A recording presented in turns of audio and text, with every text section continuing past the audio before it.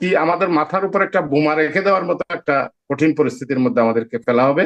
এখন ওখানে খাদ্য পণ্য সব বিভিন্ন কিছু ওখানে পাঠানো জরুরি। যদি না পাঠানো যায় তাহলে দুর্ভিক্ষের কারণে মানুষ হয়তো জীবন ধারণের জন্য আরো বেশি আকারে বাংলাদেশে ঢুকে পড়বে। আপনি কক্সবাজার সদর থানায় খবর নেন, ওখানে আমার জানা মতো 90 জনের একটা তালিকা আছে ছিনতাইকারী। ওই ছিনতাইকারীর মধ্যে 73 জন হচ্ছে রোহিঙ্গা। জনাব মাহবুবুর রহমান, আশা করি আপনি আমাকে শুনতে পাচ্ছেন এবং দেখতে পাচ্ছেন। যে আমি আপনাকে শুনতে পাচ্ছি এবং দেখতে পাচ্ছি, আপনাকে ধন্যবাদ। জি, মাহবুবুর রহমান ভাই, অনেকদিন পরে আপনার সঙ্গে আজকে আলোচনায় জি। বসলাম আমরা। একটা বিশেষ পরিস্থিতির কারণে আজকে আপনাকে আমরা স্মরণ করেছি। যে পরিস্থিতিটা হলো, আপনি নিশ্চয়ই জানেন, গত দুদিন ধরে সারা দেশে একটা বিষয় নিয়ে আলোচনা হচ্ছে। সেটা হলো, আমরা রাখাইন রাজ্যের জন্য জাতিসংঘের আহ্বানে মানবিক করিডোর দেওয়ার ব্যাপারে আমাদের সরকার নীতিগত একটা সিদ্ধান্ত নিয়েছে। তো এই যে সিদ্ধান্ত, এটা নিয়ে দেশের রাজনৈতিক অঙ্গনে আলোচনা হচ্ছে। কেউ বলছে এটা জাতিসংঘের একটা আহ্বান, সেখানে আমাদের থাকা উচিত। আবার কেউ বলছে এটা নিয়ে মিয়ানমারের সঙ্গে আমাদের একটা বিরোধ তৈরি হতে পারে। আবার কেউ বলছে যে ভারত, চীন, আমেরিকা, এই তিন শক্তির যে একটা আপনার কেন্দ্রে এখন যে মিয়ানমার আছে, সেই কেন্দ্রের লড়াইয়ের মধ্যে আমরা কেন স্যান্ডউইচের মতো চিড়ে হওয়ার জন্য আমরা কেন এই ভূমিকা নিচ্ছি। আবার কেউ বলছে এখানে দেশের মানুষের কোনো ম্যান্ডেট আছে, এই নানা কথা অনেক কথা। নানা আমরা ছোট কথা। মানুষ, আমরা এখানে এটুকু বলতে চাই যে মানুষ কি বলছে।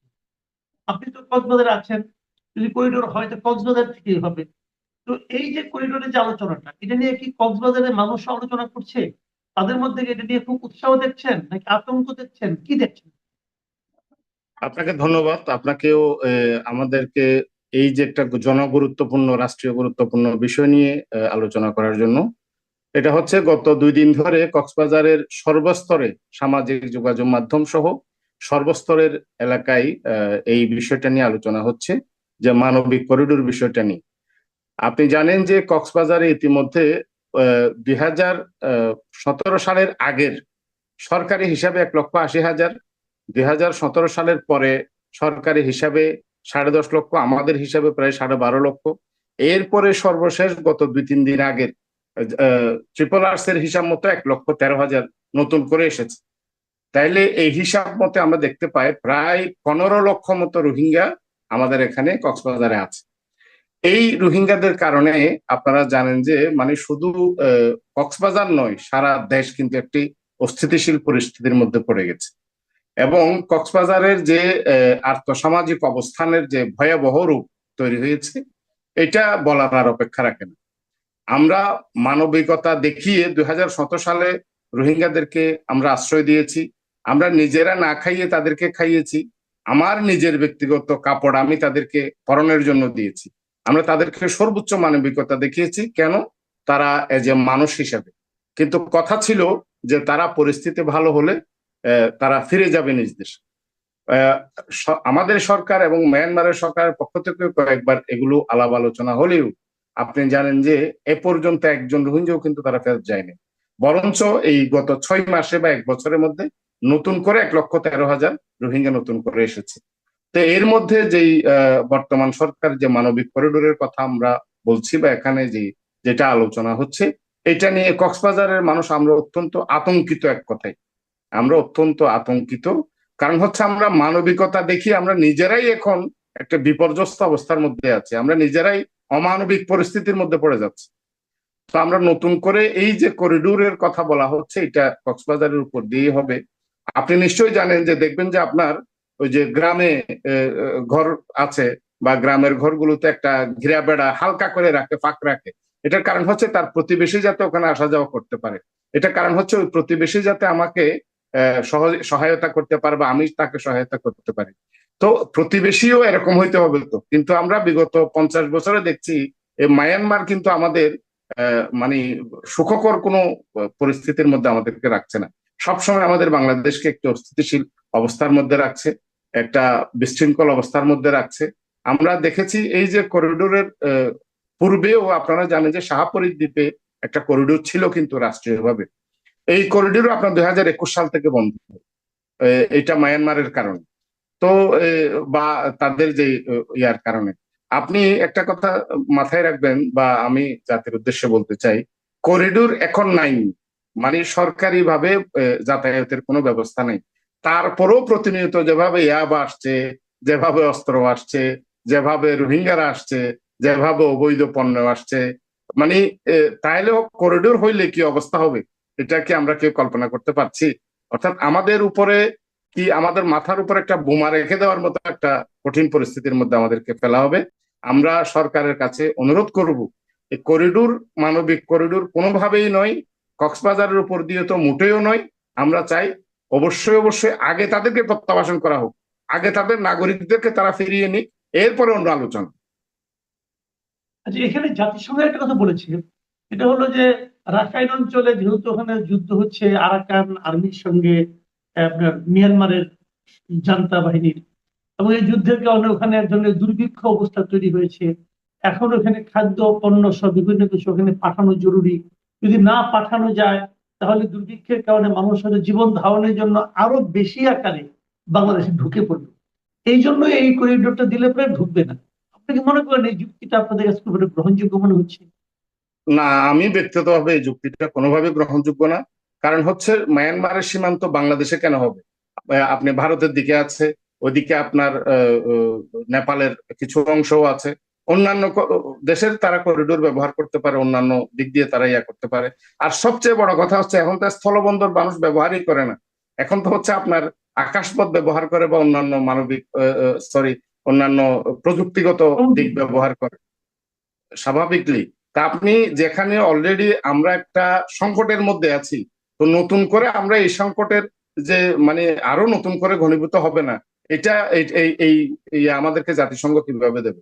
জাতিসংঘকে আমরা কয়েকবার বলেছি যে তারা তাদেরকে ফেরত নিয়ে যাওয়ার জন্য।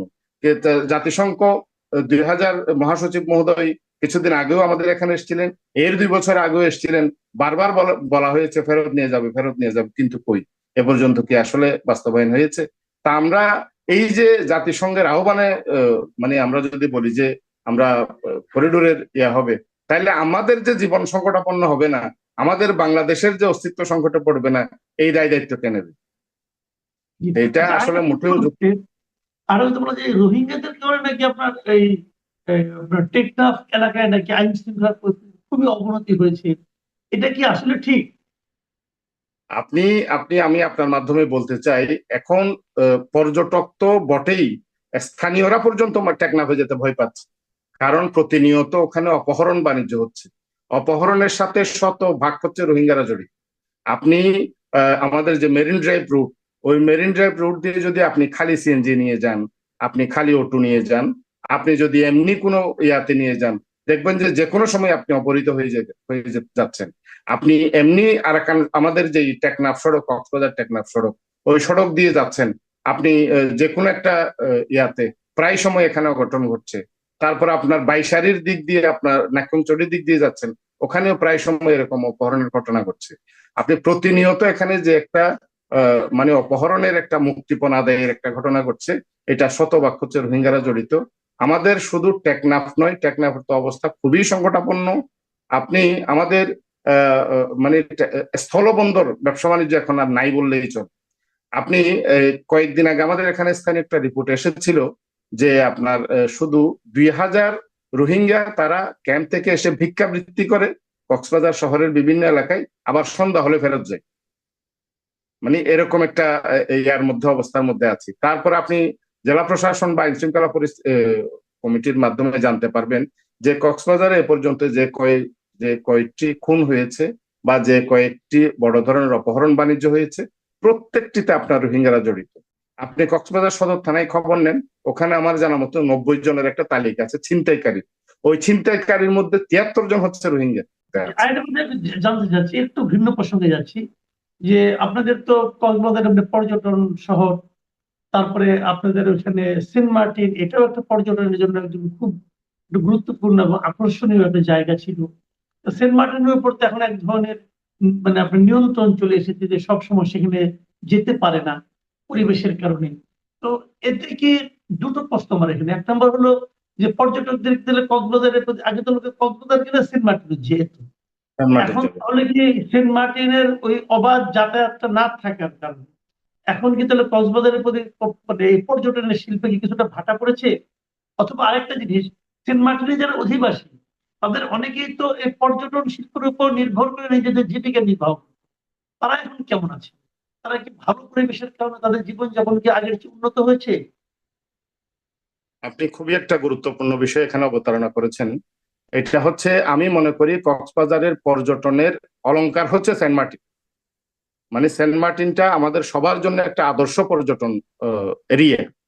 তো গত দু এক বছর ধরে আমরা দেখছি যে ওখানে পরিবেশের কথা বলে পর্যটন সীমিত করার একটা প্রচেষ্টা হয়েছে। মাঝখানে এই যে চলতি 2 বছরের মধ্যে দেখা গেছে আপনার মায়ানমার আরাকান আর্মির গুলি এসে বা তাদের বিভিন্ন আগ্নেয়াস্ত্র এসে আমাদের জাহাজের পর্যটক বাহী জাহাজের পড়ছে, এরকম একটি ঘটনার কথা আমরা মাঝে মধ্যে শুনি। এরকম কথাবার্তাগুলো কারণে পর্যটক এখানে একেবারে সীমিত করা হয়েছে বা বিভিন্ন হয়েছে। আর হচ্ছে এখানে যেই আবার দেখবেন যে মাঝে মধ্যে ওখানে অপহরণের ঘটনা ঘটছে, এটাও কিন্তু আসলে রোহিঙ্গাদের কারণে। আমি ব্যক্তিগতভাবে একেবারে শতভাগ বিশ্বাস করি আমাদের এই সেন্ট মার্টিন এখনো পর্যন্ত এমন কোনো পরিবেশ বিপর্যয় ওখানে ঘটেনি যে ওখানে পর্যটন একেবারে সীমিত করতে হবে। হ্যাঁ, আমি এই কথার সাথে একমত। অবশ্যই আমাদের পরিবেশের দিকেও খেয়াল রাখতে হবে। ওখানে পরিকল্পিতভাবে আপনি পরিবেশের উন্নতি করেন, আপনি ওখানে একাধারে এই যে কি বলে মাফিয়াদেরকে আপনি ওখানে বিজনেস ম্যাগদেরকে পাঁচতলা করার অনুমতি দেবেন, আবার আরেকদিকে পরিবেশের কথা বলবেন, এটা তো হয় না। আপনাকে সবকিছুই একটা নিয়ন্ত্রণের মধ্যে রাখতে হবে। আর ওখানে বর্তমানে যেটা আমি একেবারে পার্সোনালি যেটা মনে করি, এটা শুধুমাত্র আরাকান আর্মি এবং সম্মিলিতভাবে রোহিঙ্গাদের কারণে কিন্তু এই সেন্ট মার্টিনে আমাদের পর্যটন মানে পর্যটন ব্যবসাটা একেবারে ভাটা পড়েছে, এবং পর্যটন ভবিষ্যতেও এই রোহিঙ্গাদের কারণে ওখানে আরো বেশি সংকটাপন্ন হবে বলে আমি মনে করি। এখানে এটা যারা আমার স্থানীয় মতে। লোক আছে তাদের কি অবস্থা? ওখানে যারা স্থানীয় লোক আছে তারা তো শতভাগের মধ্যে আপনি অল্প কিছু সংখ্যক আপনার মৎস্য ব্যবসার সাথে জড়িত, বাকি তো হচ্ছে তারা পর্যটনের উপরে নির্ভর। এই যে 3 মাস পর্যটকরা যায়, তাদের আয়ের উপরে মূলত তারা নির্ভর থাকে। আমি যতটুকু সর্বশেষ জানি তাদের এখন খুবই অর্থনৈতিক দৈন্যদশা চলছে, এবং পর্যটক না যাওয়ার কারণে ওখানে মূলত কিন্তু একটু তারা স্থানীয় মানুষজন খুব সংকটের মধ্যে আছে। এবং সর্বোপরি ওখানে আপনি কি বলে আহ, এখন তো মায়ানমারের ইয়ার কারণে তারা জেলেরাও কিন্তু আপনার বেশি দূর ইয়াতে মাছ ধরতে পারছে না। আপনি জানেন কিনা জানি না, 5-7 বছর ধরে প্রায় কিন্তু নাফ নদীতে স্থানীয় জেলেদের মাছ ধরা বন্ধ। এটা কিন্তু একটা খুব গুরুত্বপূর্ণ বিষয়। বাংলাদেশের বা যে কোনো ইয়ার কারণে হোক, রাষ্ট্রীয় আদেশের কারণে নাফ নদীতে স্থানীয় জেলেরা কিন্তু মাছ ধরতে পারে না। মানে হচ্ছে ওই যে আক্রমণ হবে বা কোনো একটা সমস্যা হবে এই চিন্তায়। এখন ধরেন আবার ঠিকই কিন্তু আমরা পারছি না। মায়ানমারের যারা জেলে আছে বা মায়ানমারের যারা ইয়ারা আছে, বাহিনীরা বা নানান ইয়ার আছে, তারা কিন্তু ঠিকই মাছ ধরে নিয়ে যাচ্ছে। তারা কিন্তু ঠিকই না ওই যে সমুদ্রের অংশে, বাংলাদেশের সমুদ্র অংশে ঢুকে নিয়ে যাচ্ছে, কিন্তু আমাদের জেলেরা আর ওখানে যেতে পারছে না। আচ্ছা, আমরা যেটা যেটা বলতে চাই, আমরা কক্সবাজার রোহিঙ্গা প্রতিরোধ কমিটির মাধ্যমে নির্বাচন কমিশনকেও আমরা একটা চিঠি দিয়েছি। আমরা বলেছি যে ইতিমধ্যে যে সমস্ত রোহিঙ্গারা পূর্বপুরুষ বা আজ থেকে 20 বছর আগে এসেছে, 15 বছর আগে এসে, আপনি জানেন যে ইতিমধ্যে প্রায় আমাদের হিসাব মতে 2-3 লক্ষ রোহিঙ্গা তারা নানানভাবে বাংলাদেশের জাতীয়তা পেয়ে গেছে, এবং তাদের ছেলে মেয়েরা এখন কিন্তু বিভিন্ন স্কুল কলেজে লেখাপড়া করছে, তাদের জন্ম সনদ হয়ে গেছে, তাদের নাগরিকত্ব হয়ে যাচ্ছে। তা আমাদের একটা সুনির্দিষ্ট দাবি হচ্ছে, আপনি 2 দিন আগেও দেখবেন, 2 দিন আগের পত্রিকাও আছে, ইসি রোহিঙ্গাদের তালিকা করার, রোহিঙ্গা ভোটার তালিকা শনাক্ত করার একটা পথ খুঁজছে। আপনার চোখে পড়েছে কিনা এটা জানি না। তো আমরা এটাকে স্বাগত জানাই। আমরা বলতে চাই যে যেভাবে ভোটার করানো হয় পাড়ায় গিয়ে স্কুল টিচারদের মাধ্যমে, প্রতিটি ওয়ার্ডে পাড়া মহল্লায় গিয়ে, এভাবে স্কুল টিচারদের মাধ্যমে অথবা সরকারি কর্মকর্তাদের মাধ্যমে স্থানীয়দের সহযোগিতায়, মানে পাড়া মহল্লা ভিত্তিক, ওয়ার্ড ভিত্তিক, ইউনিয়ন ভিত্তিক ওই এলাকায় কতগুলো রোহিঙ্গা আছে।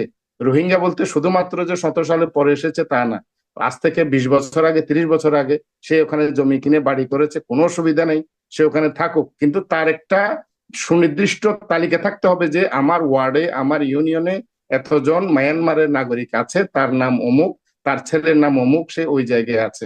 এরকম একটি তালিকা আমরা করতে চাই।